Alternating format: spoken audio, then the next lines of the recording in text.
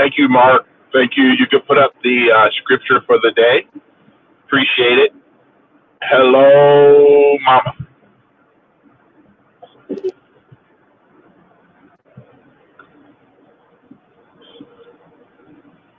Hello, Mama H. Yeah. Did you hear me? Yeah.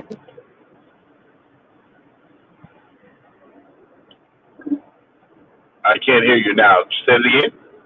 I'm glad that I did not curse or actually say it. I know I alluded to it. I just, put in a 3-letter abbreviation. But I'm glad I can always come in here into rooms where I don't agree and just listen to what you guys, the perspective. Yeah, it's just a different view, and I think that what makes us a republic, not a democracy, because it's not the masses rule. I have a firm belief that every person who's an American has a right to choose their choices, but with every choice that we all make, there's a set of consequences. And as long as I don't have to live another person's consequences, then we're all good. That's hilarious. I think a lot of people want to force something on someone else, but if I don't have to be in that particular position, then I'm good with it. Because I don't get to make decisions for two individuals who decided to have their own activity, and then they decided after they had the activity that they want to do something different. That's just one area. Same thing with the hurricane and everything else. I think that we have 50 states, and every state has their own governor who's supposed to be the CEO of that particular state. Yeah. And I think the more people get away from the federal government and start looking at their local government and their state government, I think we'll solve a lot more challenges, a lot more problems. That's my view. And this is the scripture of the day. So we have different things on our channel that we'll be doing. So we have the word of the day, which we already showed. We have the scripture of the day, the encouragement of the day. We have the precept of the day, and then we also have the principle of the day, which we'll show periodically. And now we're going to just go ahead and play the next video, Martin, on reference to, hello, is that, I can't see it. Could you guys, somebody tell me who that is? JM? Jim? Hello, Jim. Welcome. Welcome, Jim. Okay. I'm still trying to get this app to work. This is my first time. Welcome, Jim. Welcome. Thank you for joining. Thank you for coming into Conservative Voices, and welcome to our space. We normally do this in the morning, but because I have an Android, we could not get on this morning. So we decided to run our program this evening, since now we can get back up on the platform. But since we've been in the beta, we've been running our channel every morning, Monday through Friday. And then sometimes on Saturday, Sunday, I do Ed Talks. My name's Edward. I do Ed Talk. But every day we actually have a particular topic. So tomorrow we deal with biblical faith. And Wednesdays we do building strong families. Every Thursday we deal with inside out living. And then Fridays we have Facts Friday, just dealing with things that are unchangeable, which we call what do we get to influence in our life, and what we cannot change. That's what we try to do. All right. And welcome to Chatter. How did you hear about Chatter anyway, Jim? Somebody invited me a while back, but like I said, I could never get the app to actually work. Like I was in like 2 other rooms, and there was like no audio coming through. And this is the first room where I actually heard audio. So okay, good. I'm not sure if it's just the newness of the platform, not having the right software updates, or like what was causing it. But it seems to be working now. Yeah, well, I think what it is they got so many updates going off and on, and it's just taking time for all of the different phones, iPhone, Android. Like Android had multiple different types of phones, and they're just trying to get all of the software, the apps, and all of the bells and whistles working for everyone. So, but it's good. So we're going to go ahead and listen to this video, again, talking about the difference between a republic and a democracy, because we hear a lot of that today. And I just want to bring some additional information out and see what people think. All right, Mark. Hopefully. Wait. Before you press play, at some point, I want to know the conservative perspective on this whole Diddy mess. Okay. And that may not be for today's show, but I just want to catch up with you maybe this weekend or something. Well, I can give you it pretty quickly. I, as a conservative, don't get involved with it because, again, like I said to you earlier, people choose what they choose, and whatever people get involved in, who am I to decide? Like my wife said this, and I really believe this 100%. My wife says, "Me too." We live in California. How many people came to California to be part of the Me Too movement? Me too. They actually came out here to sell themselves. That's reality. That's what they did. So how I see it is people participate in a lot of things, and then after they participate, they don't like it. But these are choices again. For me, I would never, under any circumstances, work in Hollywood. That's just Edward, because I have a choice. And I've learned over time there's a lot of people today that get involved in professions, whether it's entertainment, whether it's media, whatever it is, we know that it's not always the same. And that's what we try to do, just to make it so that everybody has a choice. People chose to get involved with different people, and I've just learned over time not to be that guy. That's all. That's my conservative viewpoint.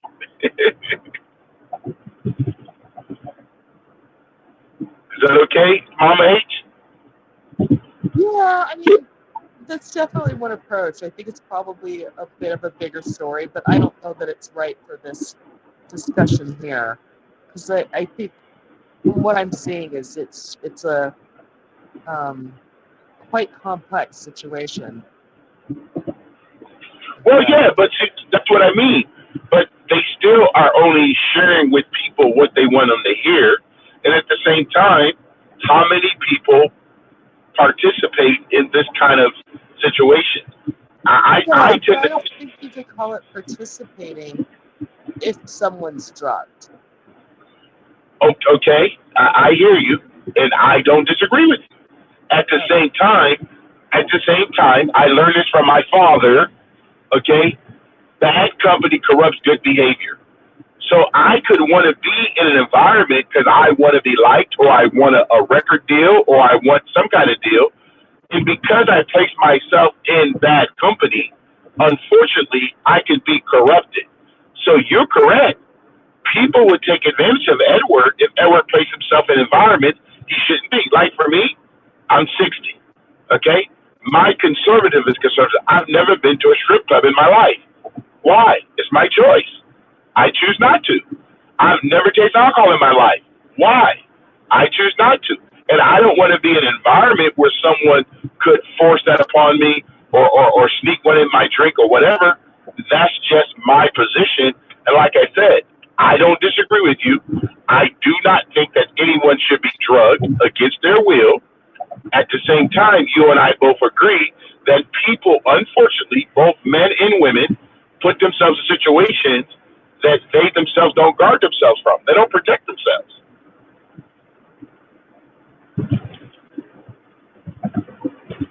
Yes? No? No, Maybe? I think I'm listening to your perspective because I'm not trying to have a debate. I'm trying to understand your perspective. I already know mine. Yeah. Well, it's Mama H, and I hear you. But see, you and I, my perspective is simple. I told my children growing up, you have a right to choose whatever you want. But one thing I can never live, I can't live your consequences, and I can't live your choices. So if you want to go out there, and I use the term in my family to my two children who are both married now, but I told them the word reckless is made up of two words. Whatever you wreck, you have less of it. But that's on you. You can't ask me to bail you out because you didn't come to me before you decided to get involved in something. See, if you don't come to your mom and I before you decide to get in something, but now you're in it and you want us to bail you out. My question to my children all the time was, why didn't you come to us first? I mean, if you thought that you were grown enough to make the decision, well, you should be grown enough to get yourself out of it. Again, just my perspective. And my children had to live with a father like that because they knew that they had their own responsibility. And I learned this from my children. They decided not to do certain things because they knew they were not going to be bailed out. And that's the beauty of why I think that, and my father did the same thing with me. And I know that my grandfather did the same thing with my father. He gave us parameters, and he says, these are the things that you could do that's going to cause you great opportunity. But at the same time, if you go out there and you do something that you know that's not good, you're going to put yourself in harm's way. And I tend to think that's a lot of people who go out there and they're not from a conservative viewpoint. I live a conservative life, okay? Because I don't want the ramifications of being liberal. Like my wife and I, just my wife, she always says, there's no moderate adultery. You can't get around it. It doesn't exist. When people say, oh, you can be moderate in everything. No, you can't. It's not true. There's some things that you have to stay away from. Just one man's observation.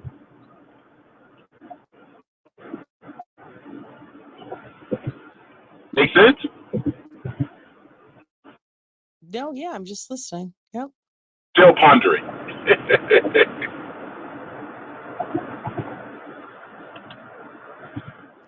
Can you hear me, Mama H? Oh. Yeah, I said, yep, I'm just listening. Okay, great. Miss Diane, welcome to Conservative Voices, Miss Diane. No, Miss Diana. Hello, hello. I love the title. We have a republic to save. I think that's very catchy. So hi everybody on stage. Mama H, it's always a pleasure to see you and hope you guys are doing well this evening. It's evening on my side over here in Los Angeles and it's spending time with you guys. Good. Well, that's the next magazine too, Diana. So the next magazine that's coming out, Conservative Voices, is called We Have a Republic to Save. It'll be coming out real soon. So before the election, so we can get it out to as many people as possible. So they know the difference between a democracy and a republic. Because what I've asked people is, do they know the difference? And why do we keep hearing in the media that we are a democracy when we're not a democracy? Not one of our documents say that we're a democracy, but we keep hearing it. So I thought we have a conversation around that topic. That's all. So, Mark, are you ready?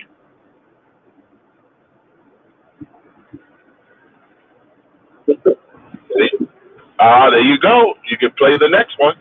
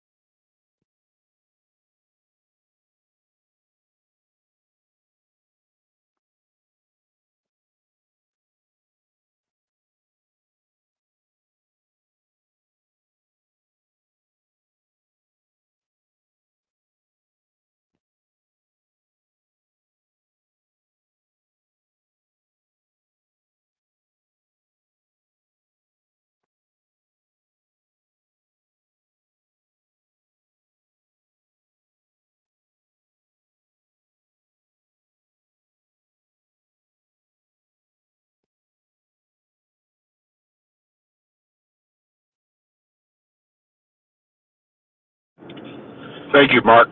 Appreciate it. So if any of you would like to share what you heard or what you thought about that particular little clip, any thoughts, any new information? Well, I've heard all that before, but I don't understand why she left out the notion of the Dixiecrats and the switch that happened.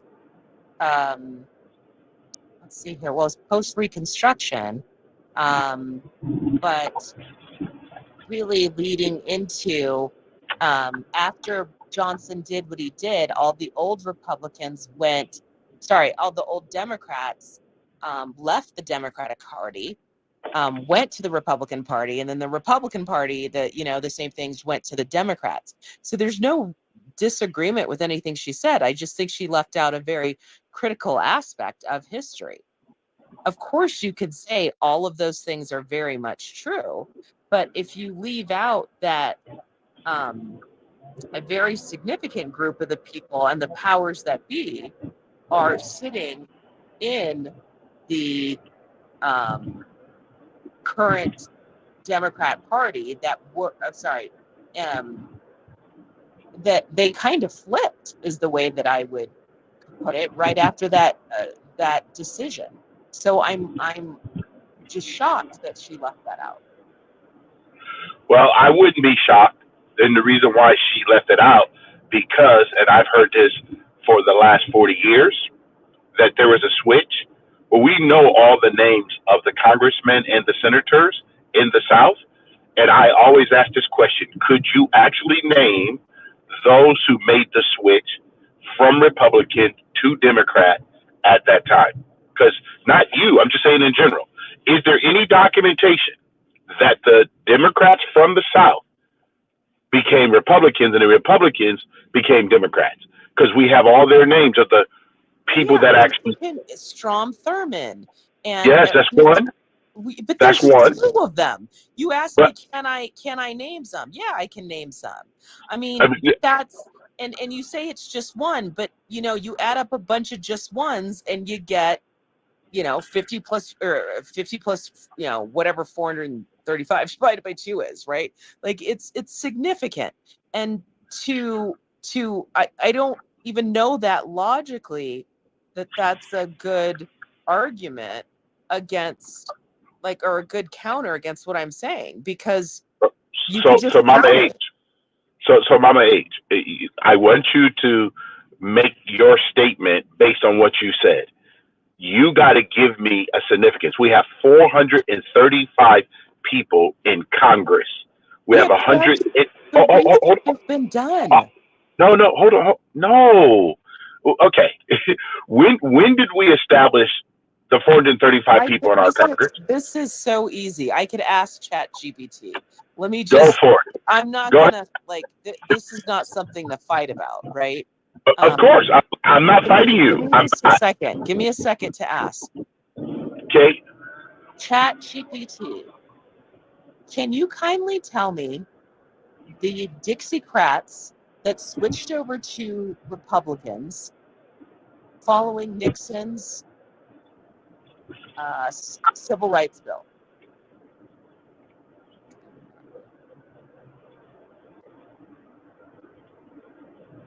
Oh, no, I hit enter. Let's see if this works.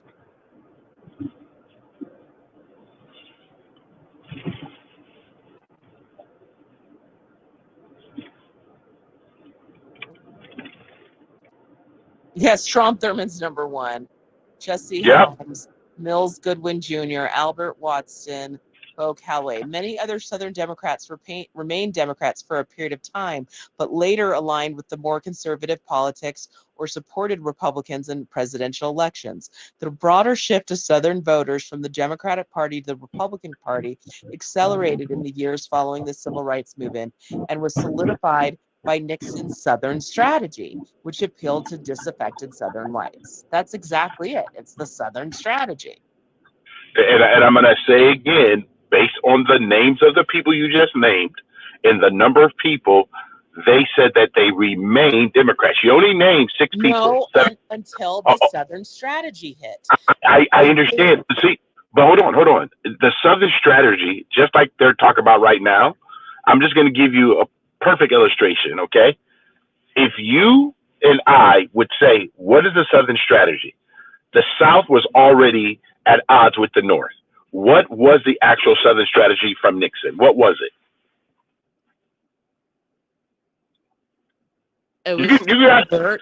It was Go to convert disaffected Southerners from Republicans to Democrats.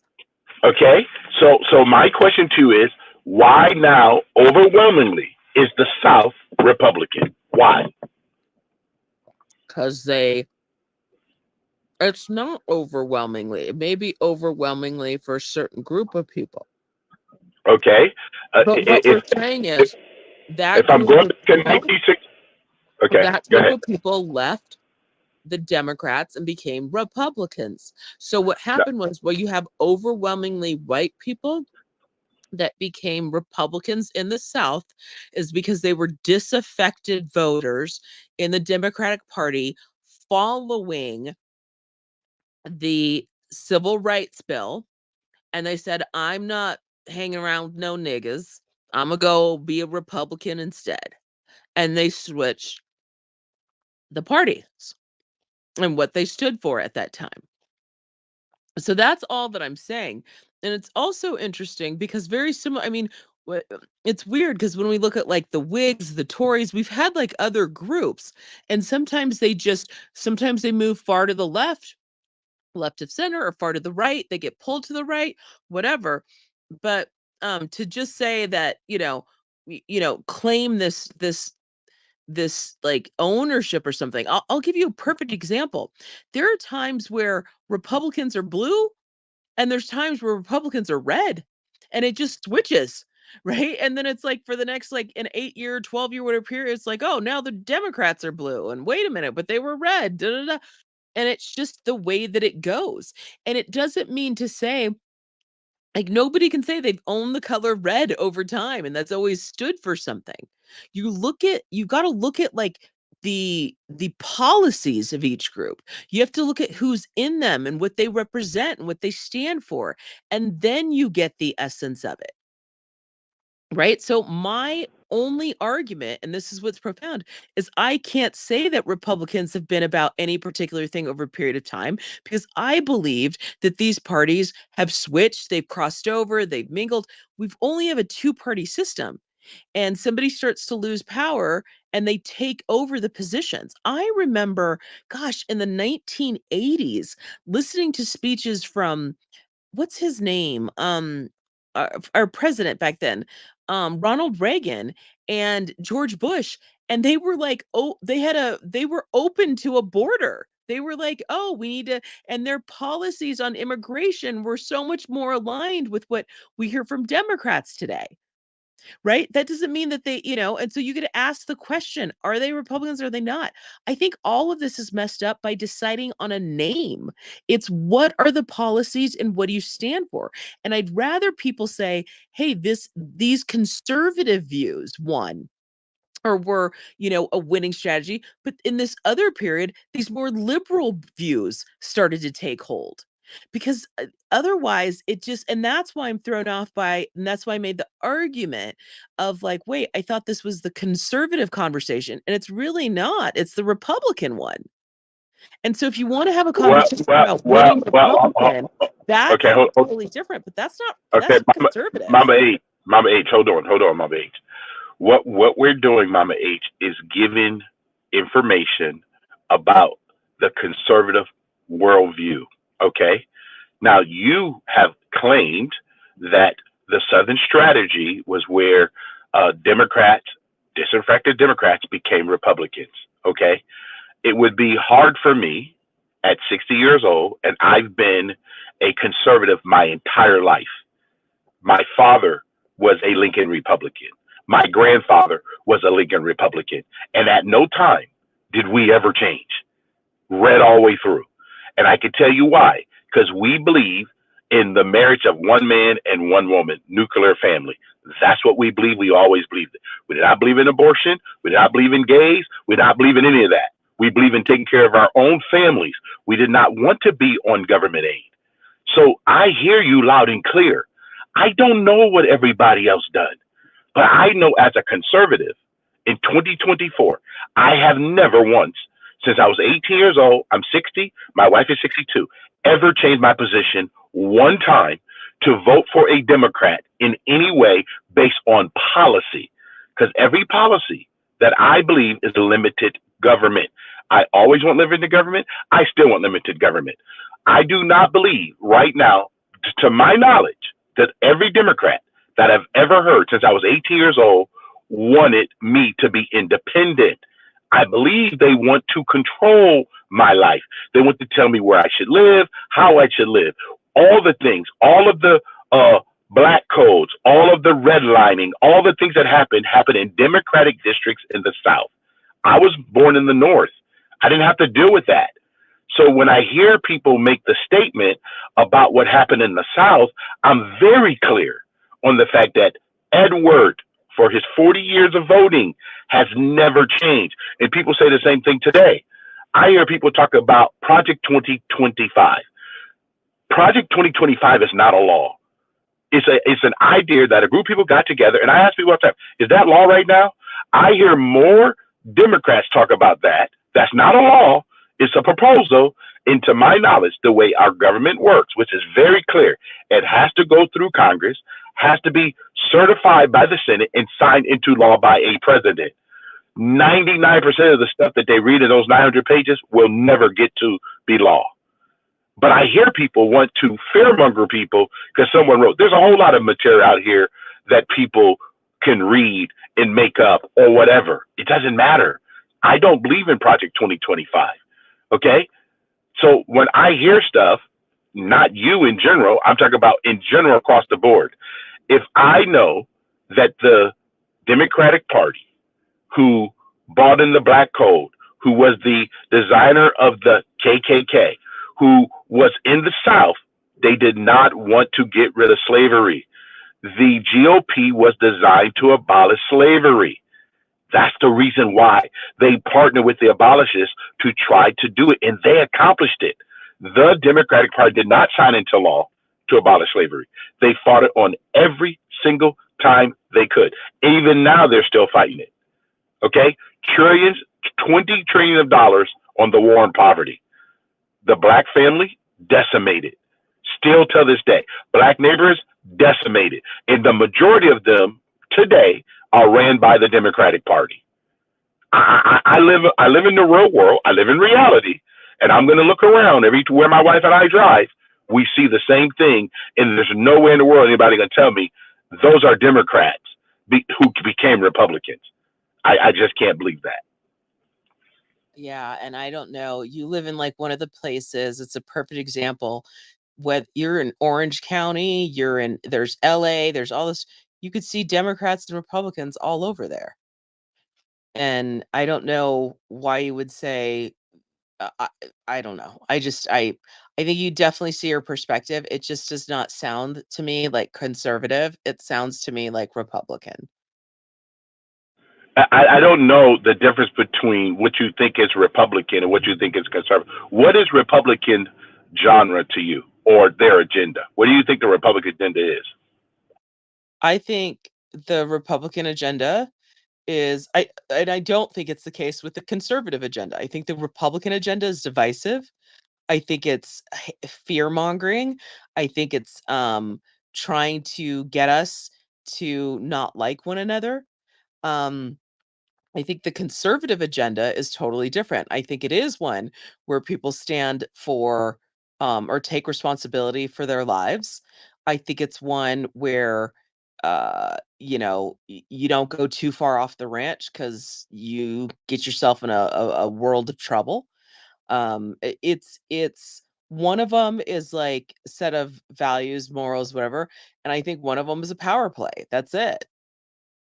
And that's why I think I was just thrown off coming in here is and I didn't mean to do this to this room, and that's why I'm like really frustrated. No. But Very Mama much H, excited to you're hear not, but, about the no, conservative but view because I feel like yeah, but these Mama H, political parties have stolen those things. no, but Mama H, I tend to think that your thought in difference is because you only heard me play one video so far, but the key is this: all information that we have, we get to delineate, we get to decode it, we get to understand it.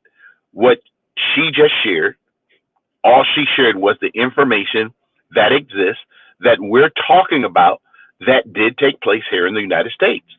Okay. At the same time, now you can say, I don't want to be divisive with anybody. I'm not trying to cause anybody not to like anyone else. I tell the guys all the time, I was born in America. I was born free. Okay. I don't have the same agenda. My dad taught me responsibility. I taught both my children responsibility. We're responsible first. Okay. I hear what people talk about, but I don't believe that every American goes down that same path. Yes, there are people in both parties that's trying to be divisive. I don't think there's any policy that I know from the Republican side or the conservative side that causes people to want to be divisive. And if you could tell me a policy, no, Mama H, I want you to tell me a policy that was passed by the Republican Party, because that's the only two parties we have. Conservatism is different than the Republican. Okay? I'm a registered Republican who happen to be conservative. So I can't go and say I'm registered conservative because that's not how it works. Okay? So I really need to know, because like I told you, I'm 60 and I'm still trying to figure out. I would say right now the biggest divisive one has to do with immigration and what the policies that have been put forth by this last batch. No, and I'm not talking about Reagan, and I'm not talking about Bush, definitely not the dad, and even not the son, but this last batch of conservatives or Republicans. Yeah, I'm shit shocked. Ooh, I'm sorry. Didn't mean to curse. I'm shocked. No, don't worry about it. Don't worry about it. It's okay. I have to ask you a question. What are you shocked by? The fact that the last administration protected the borders of America? Is that what you're shocked by? Oh my God, the policies and the way that they did it. You can't call that protection when you are so evil to families, when you separate people in such cunning and horrible ways. And I'm not excusing the Democrats either. So I want to make that really clear. But to say to spin it as protect our border when we got to see what happened to families, when there are kids, thousands of them that are just gone. Right? And Lord knows what kind of trials and tribulations right now, they've gone through. So right now, if I understand you correctly, the last administration, because of the fact that people decided to come here illegally and they got separated from their families, if I understand you correctly, you're blaming that on the Republican Party because of the fact that asked about a specific policy. Yes. When yes, you ask but about a policy, what you're not going to do is then move the goalposts. No. Question Mama H. and answered. Yes, correct. Mama H. I'm just trying to get clarity from you.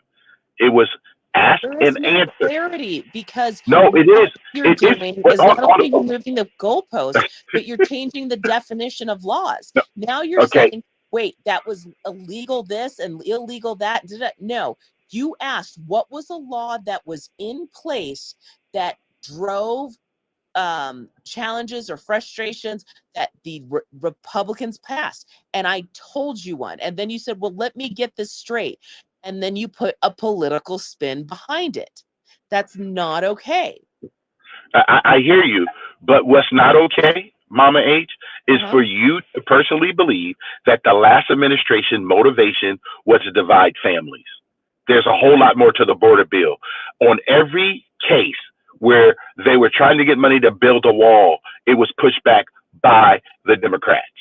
Okay? Every time we try to make sure that people who came to America right now and they overstayed their visa here in California, which we have a lot of it happening, people who overstay their visa, whether they come from Canada or they come from London or they come from any other European country, they broke the law too.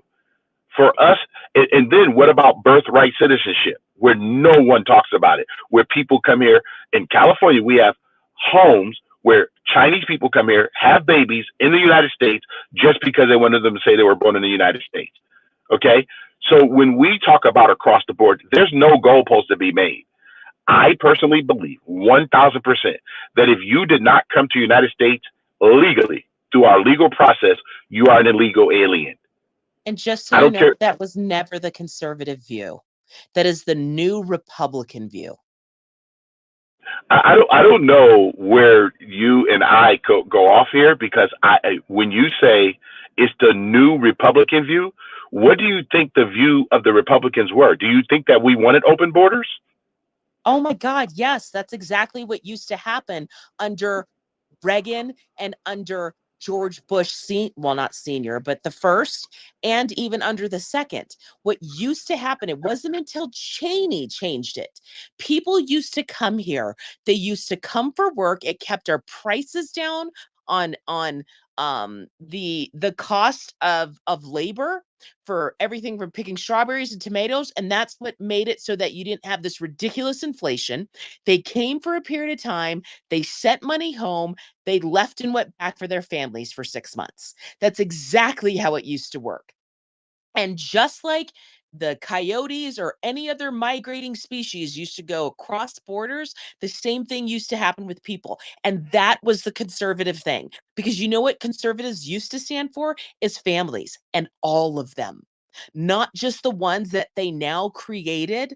And this was not something that was conservative. Conservative, and this is what makes me so angry, fought so hard for African Americans to get their right from slavery. And this next batch of conservatives has created a third class, but they're not calling them slaves. They may as well. They're sex slaves, they're debt slaves, and they're third class citizens. That is not conservative. Not based on, it's So Republican. mom, Absolutely. so It is not so conservative. Mama, and I hear your passion. I'm just trying to figure out when do you, and anybody else can chime in, please don't. I don't like a room where everybody's just listening. You guys are all free to chime in and give your voice, your opinion. That's why it's called social audio. This is my understanding. Okay, my understanding has always been the nuclear family. Now, if there's legislation that you can share with me or anybody else on the panel that was passed to take away the nuclear family from the Republic, I'm going to use the Republican Party because conservatism is different, like you said, than the Republican Party itself. If you say that Bush the second and Reagan, Reagan wanted to get something passed where he did give a group of people the right to be citizenship. But my understanding as a business owner, which I've never used, that the majority of workers that came were short-term visa workers.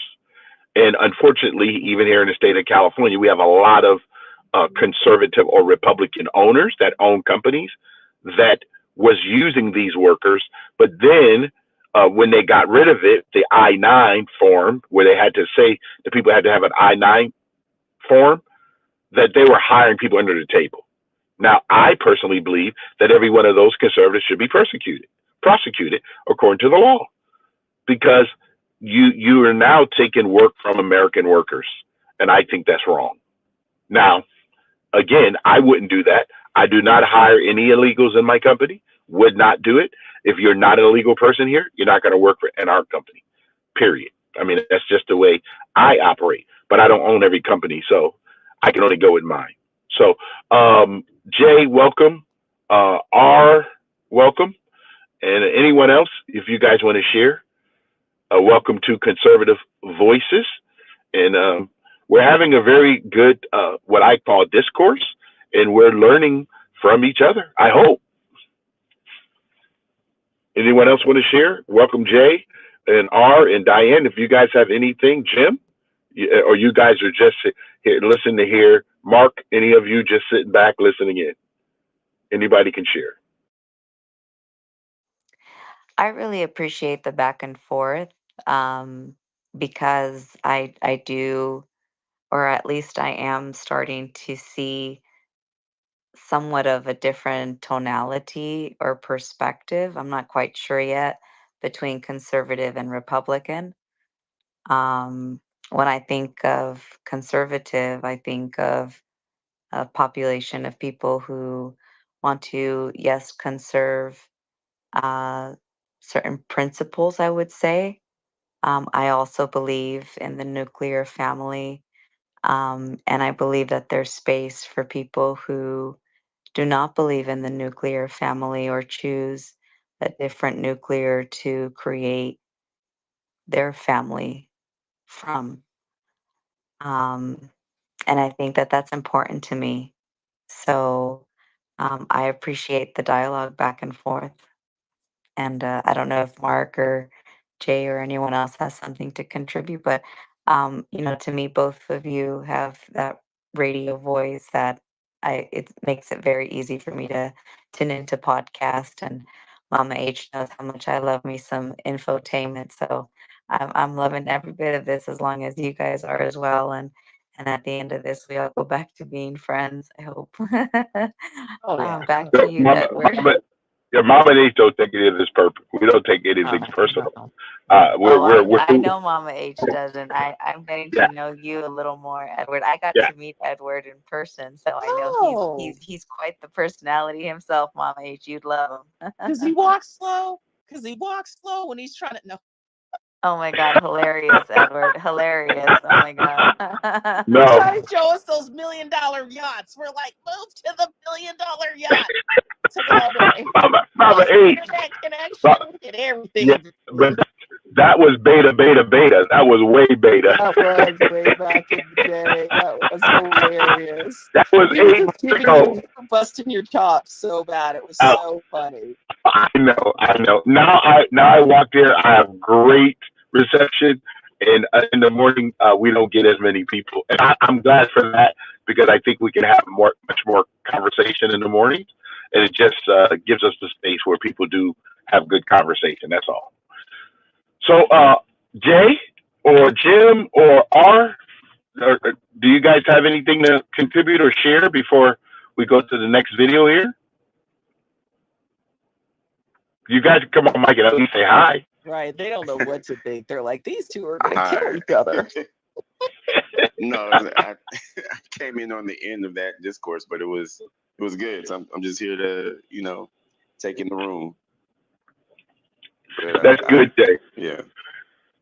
I think, Jay, I think that Mama H and I believe in content, but I want content where people can walk away from and they themselves could go ahead and decide on what the content they want to consume.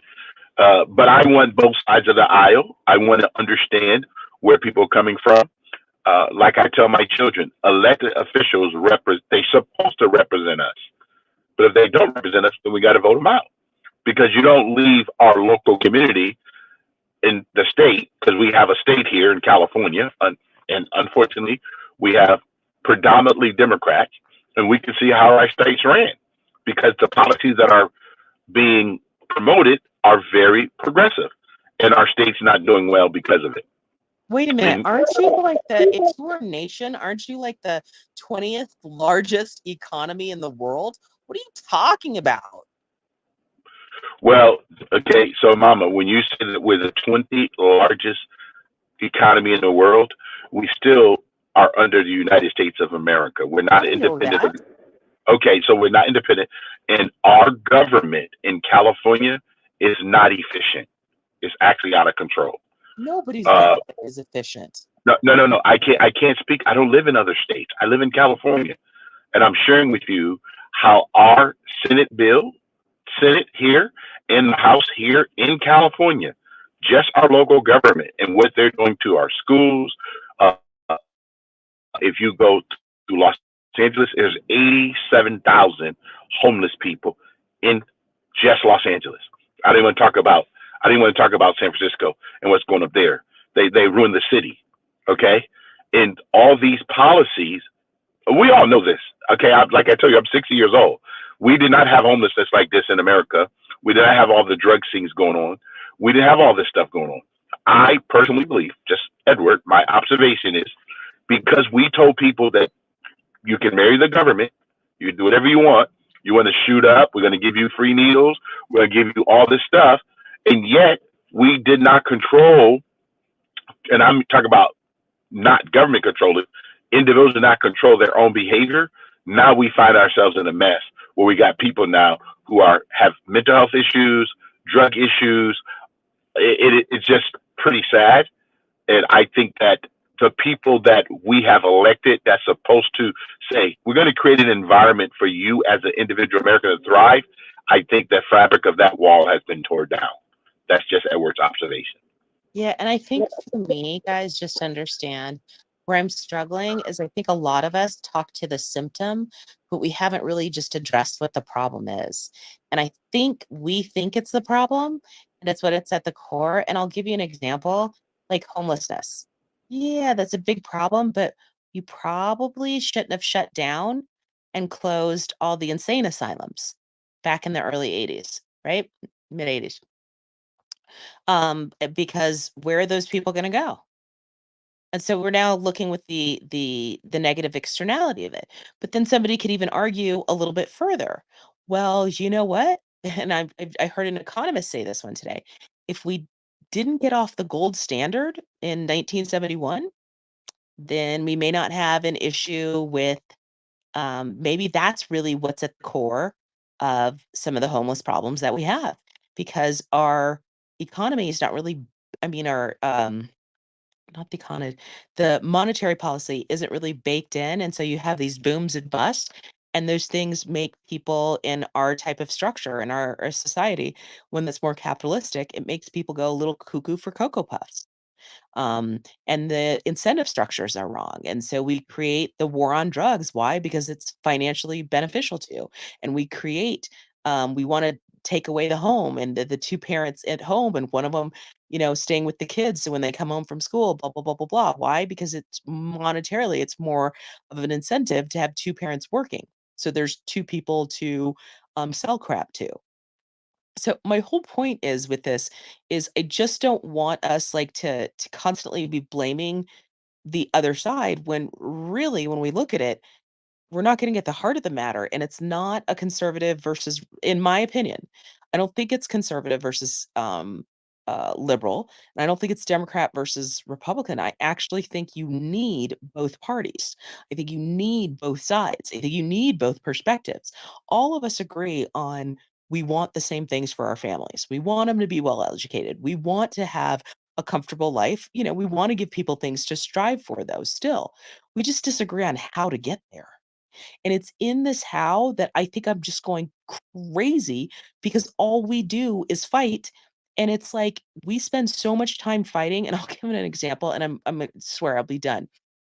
I remember looking at Palestine and everything going over in Gaza. And I was aghast when I saw how many resources had gone into the tunnels underneath. And I sat there and was like, whoa, what could we have built? What we could have developed? Obviously not we, but like the society, had we like decided that we just wanted to get on the same page and like actually collaborate and work together.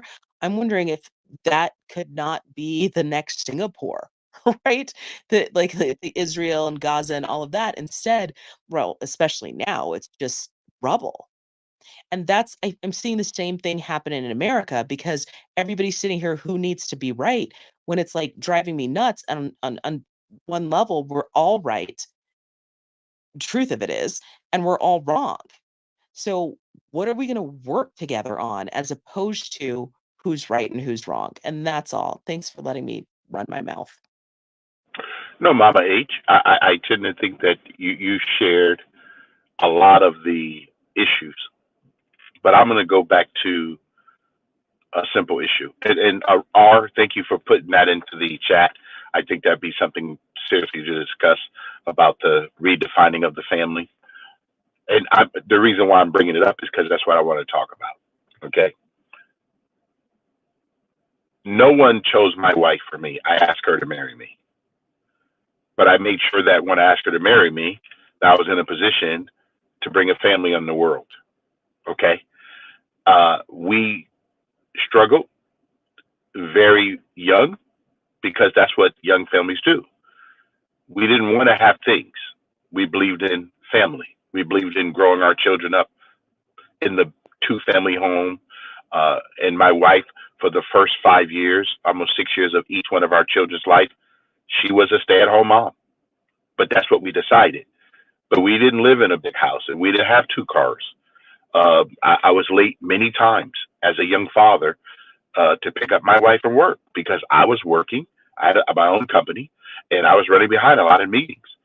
But these are things you do as a family to make sure you don't get uh, so far in debt. And I'm the 15th of 17 children. Okay. So I watched my parents, who had 17 children, stay together for 58 years. My grandfather had 11 children. He was married to his wife for 49 years. They were not what we call degreed people. They didn't have a degree, but they did have what I call grit. They had to grind and they knew what it's like to never overextend yourself. They didn't put stuff on credit. My parents, I still hear them say to me all the time, credit is not money. You don't have it, don't buy it, period. And I can tell you, our issues today is people like things over people. This is what people are doing, unfortunately. Not all people, but too many of us out here. When I see young kids with $1,000 worth of someone else's name on their back or on their feet, it just makes me think that the parent is working to get things, not to develop their kids. And right now in California, the average 12th grader cannot read at seventh grade level. And this is all over Chicago, Texas, Baltimore, Atlanta, New Orleans. Same thing. So when we talk about the issue, the real issue is, when do we all decide that the things that we have in life are just things? Now, I'm in the death care profession for 36 years, and I tell people all the time, especially young people at the barbershop, I've never seen a U-Haul behind a hearse. So all the things you think are important, can't take nothing with you. But if you want to have a good family, you better change the way you look at things. And my wife and I even have this now.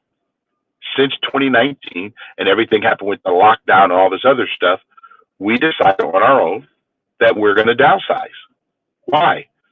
Both our kids are married. They have their own families, their parents, and everything else. They have their own spouses. But we don't need everything that we had before. So we decided on our own to cut back. Why? Because it's easier for us to save additional cash and money so that our grandchildren could have a better start in the future. I personally believe, like my dad told me, and I'll land on this, Edward, this life comes with a bunch of choices, but it's not that you have a right to choose. It's, can you live with the consequences of the choice that you make? And I'm very grateful at 60 years old that I'm willing to live with the consequences of the choices I made. I married one woman. I had children after I got married. I did not get involved in the law. And at 60 years old, I've never been to a strip club, never tasted alcohol, never done a drug. And I'm still okay with my life. I know people who say whatever they want to say, but the choice I've made, I can live with the consequences. And I land my plane, guys.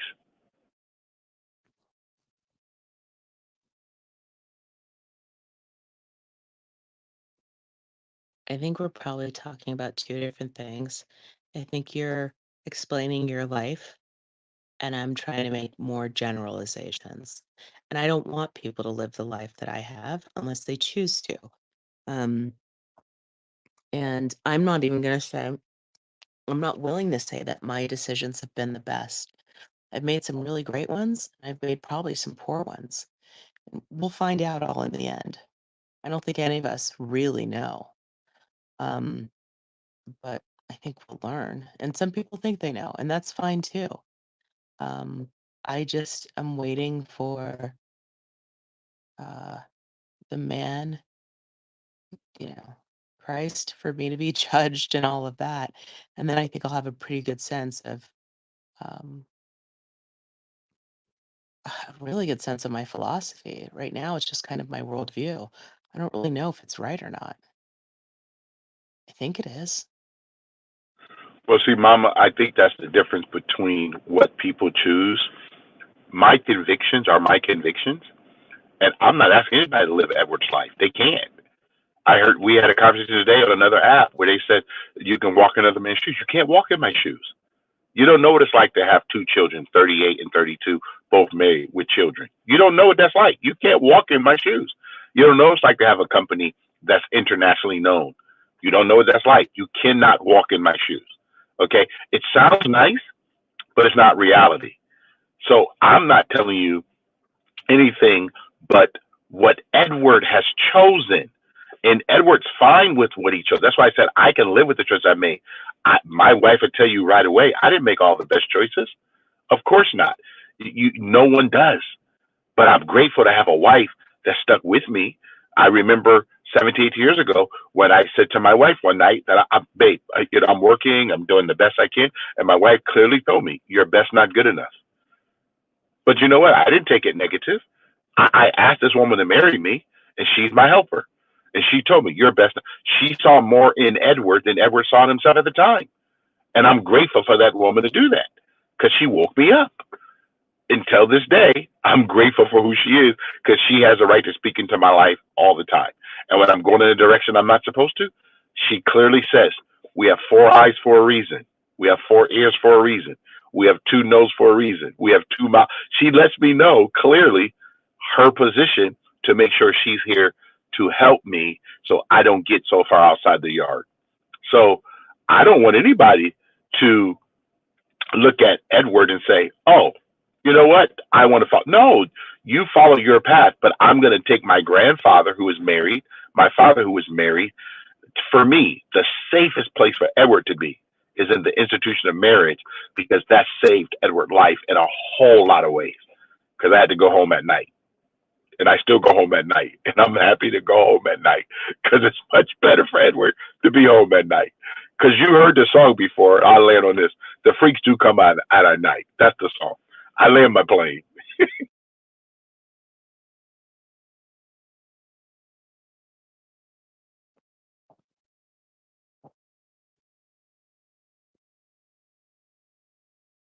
I don't know why. Jim, do you have anything to share, Jim or Jay?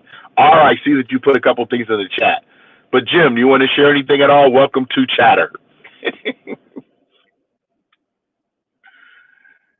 Are you multitasking, Jim? Okay. Jay, you want to share anything? I know you came off mic once. Okay. Do we have a library room here? What's a library room? Huh? What's a library room? When no one talks, everybody's reading their book. Oh, funny. I've never heard that. I was like, what are you talking about, Willis? That's what we call it. We call it the library room. When no one's talking. We can't call it a prayer room because when people are praying, they're praying out loud. So we call it the library room. Go ahead, Jay. I saw you come off mic. Trying to gather my thought. You sparked an idea, but I haven't quite gathered it. Now, I get where you were going or where you are going as far as grit and everyone dealt. Um, I guess at I would say previous time, or how everyone should work, work harder to advance. But there's only so much advancement, so many advanced jobs in this country. I mean, per state, this entire country, or per state. Um, I just also do. I think that it's harder for the family. So I lean more on the side of it is tougher on a family, a nuclear family. It's tough, and what Mama said as far as when both parents work and the issue that it causes, because I feel like this. Not everyone can have an advanced job. So a lot of people, I would say nowadays, in California, it's higher. In California, in fact, I would say minimum. I'm in Arkansas, so I'm in an actual lower income state. You could make what you make easily in California and live well in Arkansas, live okay in Arkansas. But let's say you have a family and you're making $15 an hour. I can't do it. It's above 30,000. So let's say you're making $15 an hour. You work 40 hours a week. I'm pretty sure. I'm a numbers guy, but it's about 30,000. It's not too much above 30,000. And then you have to pay for your family to live. So you stay somewhere. That's at least $1,200 a month. You at least have one family vehicle, just one. That's at least $700 a month. Whoa. Kind of Then you vehicle add drive. a family vehicle, like at least a van or SUV. Wow. Family vehicle, like family, like you have a family, like you have two, three kids. Is this? I mean, you can have a car, but then your family is, most people have at least an SUV, if not smaller. And I'm thinking about people's rates because I'm going off of, it's not me. I live okay. I worked for a company that was internationally known, just like you did. Now I have my own business. But this is not me because I've advanced. But most people in this country have not. And in fact, everyone can't. In fact, 50%, at least 50% can't because there's not enough advanced employment for everyone. So most will either work less than the advanced job or lower, down to minimum wage, even though nobody works for minimum wage. They work for, I think the lowest I've seen is $10 an hour, but a person who's a parent or a person who's leading the family is not going to work for $10 an hour. They're going to advance enough. But the ideal is this: those people are still in the check-to-check basis. They're still in the financial squeeze or struggle. That's where they are in their area of life, and they're living in the country today. So as much as they can have grit, not everyone is able to advance, and that's who it's hard on. Those are the people and there are people who are in fear of being homeless, and they just struggle or hustle or whatever the case may be. They have grit to try to make ends meet, but still in the end, there's not enough for them. I mean, what about those people? I know I have somebody at the first of the month, it's erratic whenever they come into work. Um, that's when they're usually pushing. They already push for more hours, but they push it for extra hours. They always come and bounce ideas off of me and how either they're going to the military or they're doing this. They picked up a second job, a bunch of stuff. But it always seems like right now people are working hard to not get ahead, but just to be able to meet status quo. And I feel like that's the problem. Now, there was a piece of this idea I had I'm missing. I'm gonna land my plane because I guess my thoughts aren't all together. I guess I'm also kind of tired. No, Jay, I think you shared a lot of what the current situation is for some people. Okay, but Not this some. is Well, no, no, before I land, no. it's Hold, not hold, just hold some. on. But I think no. okay. But it is some because right now you can Google this. There's 11 million jobs right now that you do not need a college degree for, and most of them start at $61,000. Okay, they're all over the U.S. I think that a lot of people are so used to staying where they are that they don't want to move. There's 11 million jobs right now open and available that starts at $61,000 and above. There's dirty jobs out there, all kinds of situations.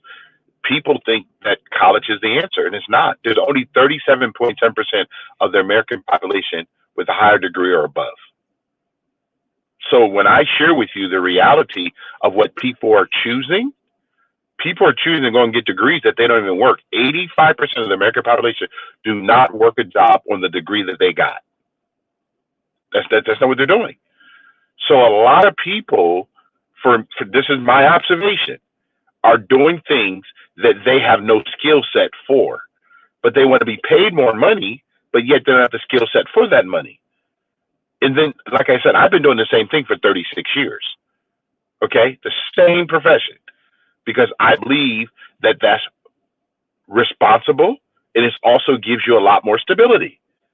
where I personally believe right now, from 18 to 30 years old, they said the average person today has 10 jobs before they turn 30.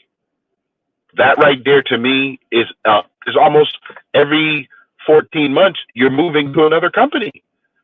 That right there shows me that and I'm just saying, the average person who's going to have a family with a couple children and try to have a mortgage, you're going to have to stay still. You have to be a person that shows up to work, do your job, don't overextend yourself. Because if I lived in Arkansas, oh my God, I'd be great. If I lived in Mississippi or Alabama, I'd be great. Why? That would be a lower place, meaning that the property tax, the homes are less expensive than where we live in California. But my wife's from California. Our children are here. Our grandchildren are here. So we live in a state where we want to be closer to our family. That's just what we've chosen. So that means we also have the skill set that we can earn a living to stay in California. That's the difference. So I'm not putting anything on anyone, but I know that in order for Edward to make more money, Edward has to have more customers. Edward has to go do things that's just different. Like, I just give illustration. I'm in the death care profession, right? For 36 years. But I also have a magazine, and 2 different magazines, one for conservative voices and one for death care. Well, that people get involved in these things. I also do public speaking. I did not get all these things just because I got all these things because I decided that I want to create more opportunity and people pay us for it. So I hear people always say what they can't do, but I'm not hearing what they're willing to do. There's a willingness. So when I say grit, grind, whatever, we got people coming from other countries working 3 or 4 jobs in some of our neighborhoods, jobs that most Americans say they don't want or take. I think that's a big issue. That's my observation. I could be completely wrong, but that's my observation.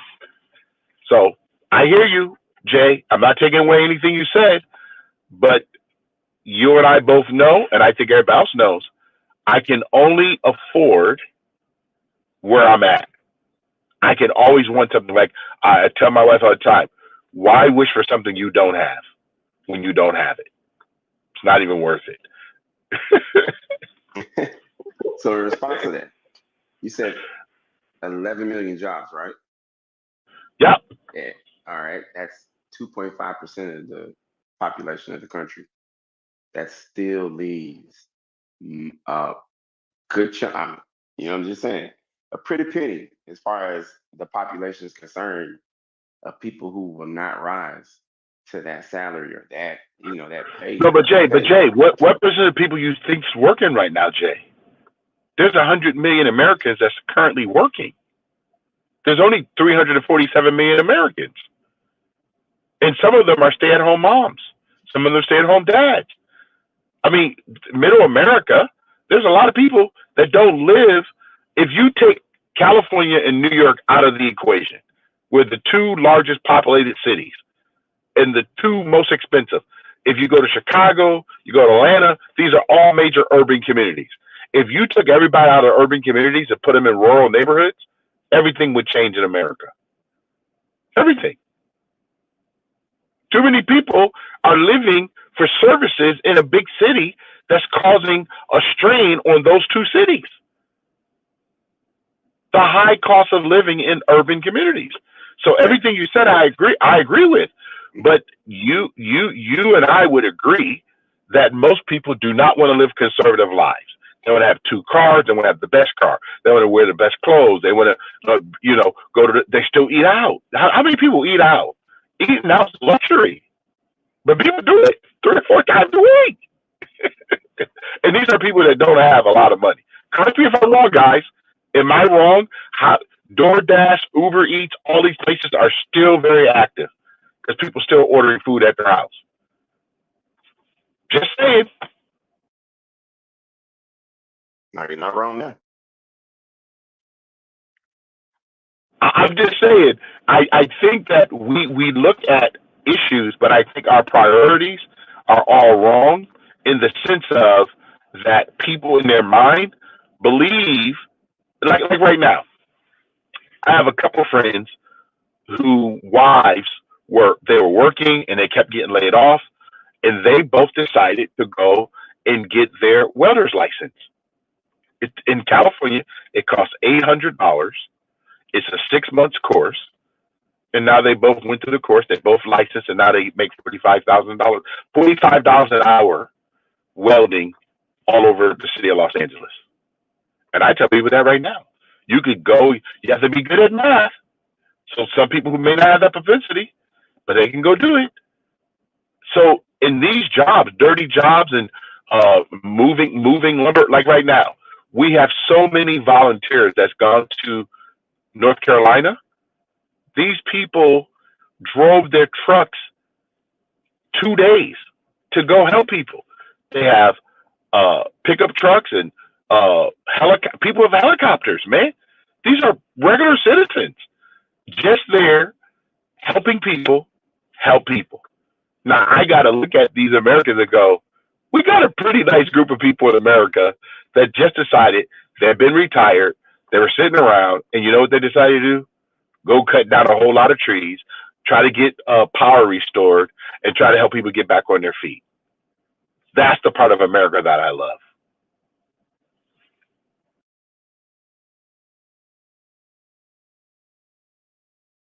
And you know who they didn't call? They didn't call anybody with a degree.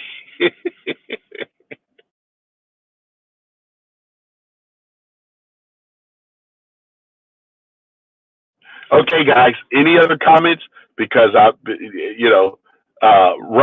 you want to share anything before I turn in? Because I got to be up in the morning for my next room, which is going to be at the 6:30 California time.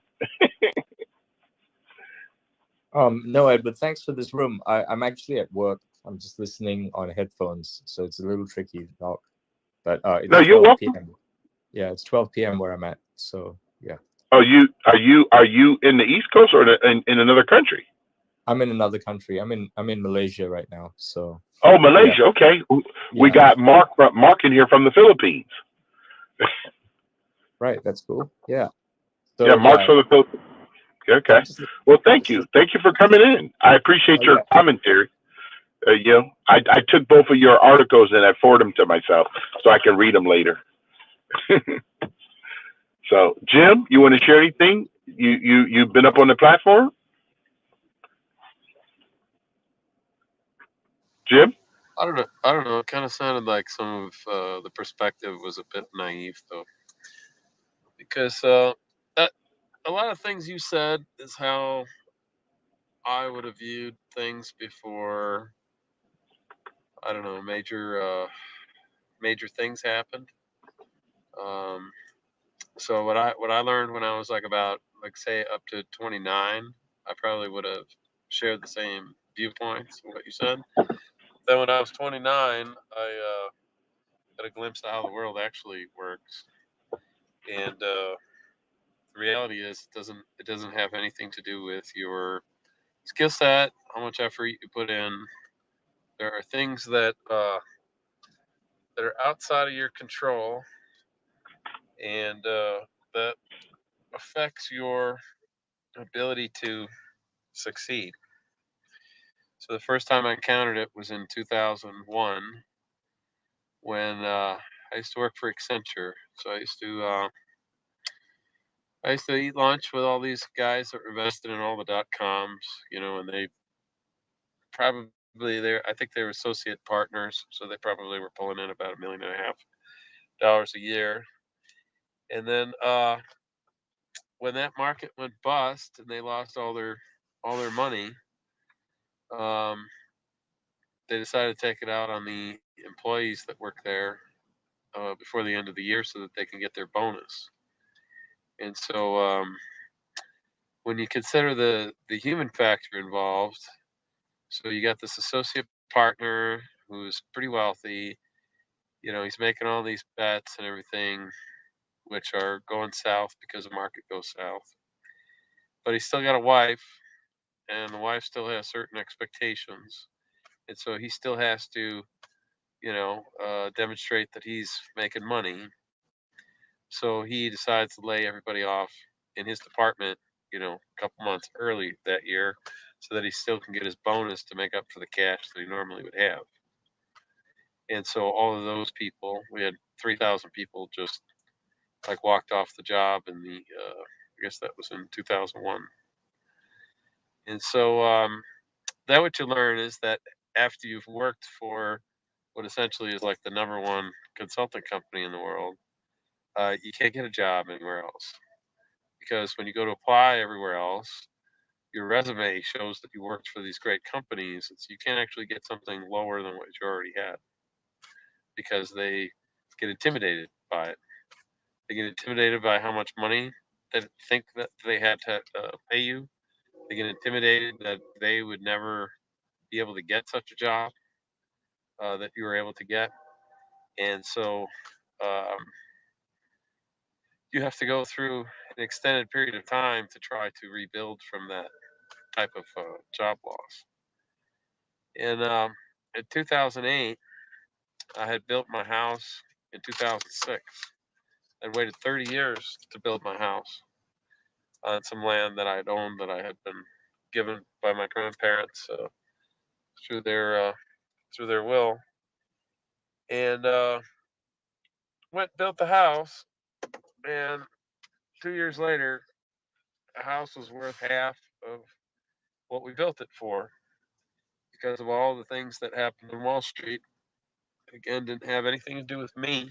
Didn't have anything to do with my personal decisions whether I could afford the house that I was in. We had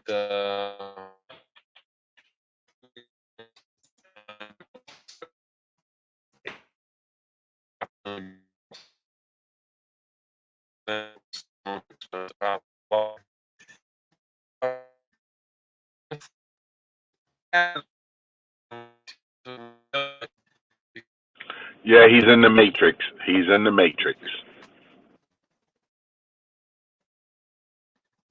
yeah,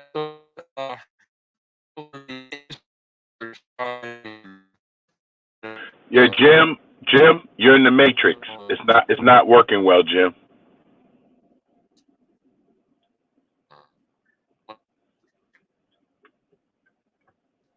changing anything with the side of things out of your control. And that's why the point you or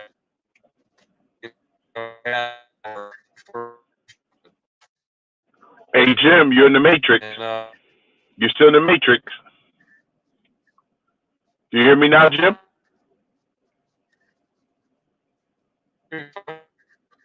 Yeah, he's in the matrix. Jim, you may have to go out and come back in. Yeah, he's in the matrix. What's up, T? TA? How y'all doing? Yeah, T for sure. How y'all doing? Oh, the best day of my life. Nice, nice. Great to hear, my man. Yeah, great to hear. Well, thanks for coming to Conservative Voices.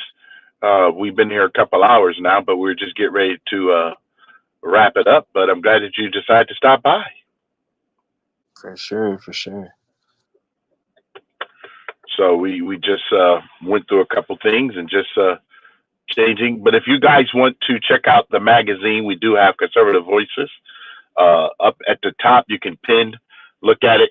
Your one issue is $4.95, but it talks about the Electoral College, talks about the founding fathers, has the Bill of Rights, the Constitution, has everything in it, and it has some very thought-provoking thinkers from a conservative viewpoint. Mark Levin, Larry Elder, Thomas Sowell, Heather McDonald, bunch of different conservative thinkers right now. That is in the book, and you guys are in the magazine. You guys are willing, if you're willing to avail yourself of it, great. And if you know anyone throughout the country, we're in Chicago, we're in Baltimore, we're in Atlanta, we're in Texas, we're in California, we're 18 states, my company. If you know someone who wants to get into the death care space, death care, I'm in the funeral, cemetery, cremation business. They want to learn how to be a cremation operator, a machine operator. They want to learn how to become a funeral director or a cemeterian, whatever. Just hit me up on the back channel. And if someone's looking for opportunity, we could probably help you.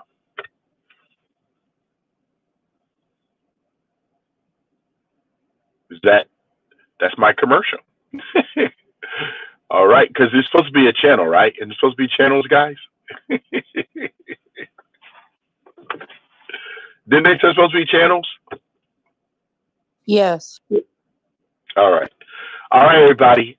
Thank you so very much.